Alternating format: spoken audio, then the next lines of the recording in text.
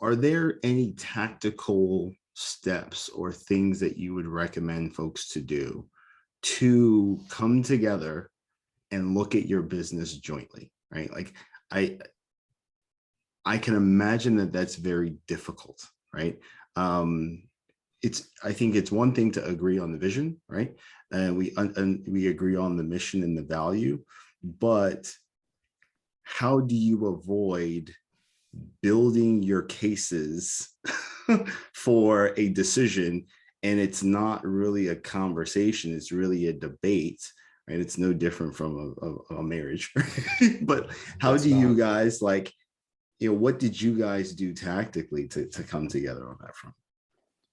I don't know if you do avoid it, because you don't know what you don't know. And until you, I'm going to call them mistakes, until you make some mistakes, you don't know what you need to learn about the other person. Now, at the same time, you don't want to make a mistake or make a decision that is so far over the line that puts a damper on the relationship or the business. So, um, to be specific, right? To have an example.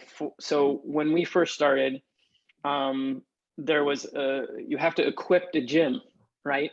So in order to equip a gym, you have to decide on what equipment to bring in. And I am crazy about equipment. Like I will have the entire gym filled with equipment, and it was just bring it in, bring it in, bring it in, bring it in. And Johnny is he a little bit different. He would rather have a few pieces that fit everyone and work well with everyone. And I think at the time it was just, okay, go ahead, let her do what she wants to do. It's going to work. Let's make it all work. But then I realized that that probably wasn't the best thing to do, and we had to sell some things off and make the gym more workable and a better environment for everyone, rather than having all of this equipment in there. So just things like that, where it didn't ruin anything, it didn't change our relationship. It was just something that helped us grow, knowing what the situation was and what needed to be done rather than what was done. Yeah, I think there's two important pieces to answer that question, and Michelle's answers kind of made me think of it. One is trust, right? You have to trust your partner that even when you disagree, right, that you trust that they have the best interest of you in mind, the best interest of the company in mind, and that there's value to what they're saying, even if it isn't what you want, or even if you see it differently, right? You're talking about 5% difference, not 100% difference, right? And the other one is, I think that what we learned is never act unilaterally. You don't make a decision that impacts what you have together without running it by your partner. And it's not just for their permission. If you balance things right, it's because you want them to challenge your idea, or you want them to support your idea, or you want them to think about it differently. So, you mentioned earlier about the storms, or I forget how you mentioned it, about when you have to come down and have these debates. I think if you trust your partner, those debates are important. Number one, there can be concurrent truths where both people have a point and they're right. And I think if you go back and forth on it, and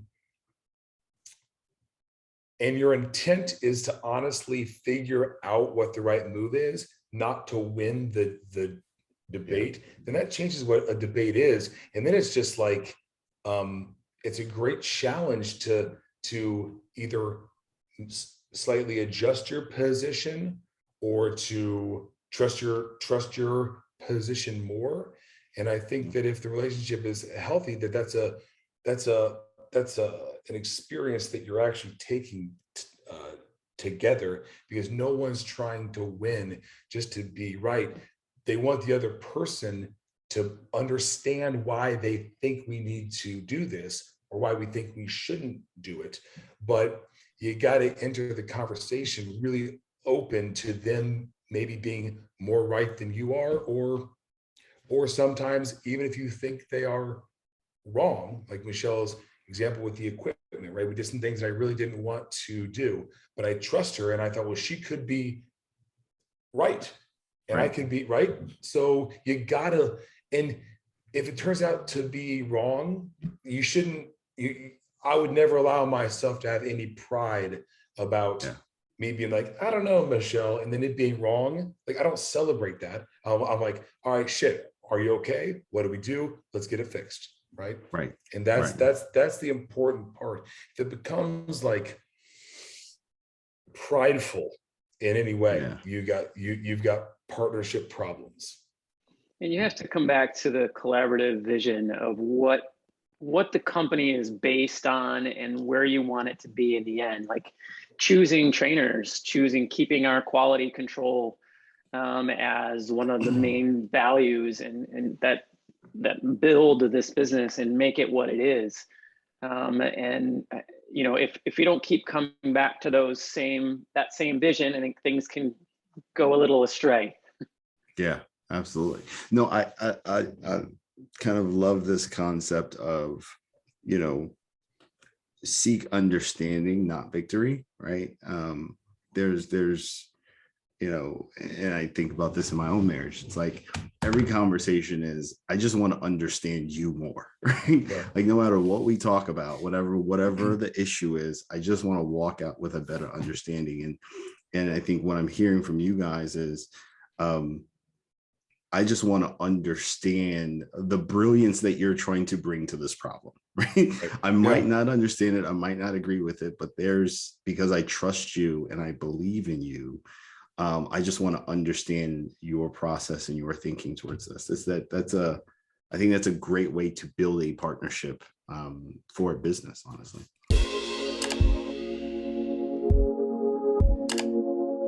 Thanks for watching. If you found this video to be helpful, please leave a comment, like, subscribe, and share with a friend.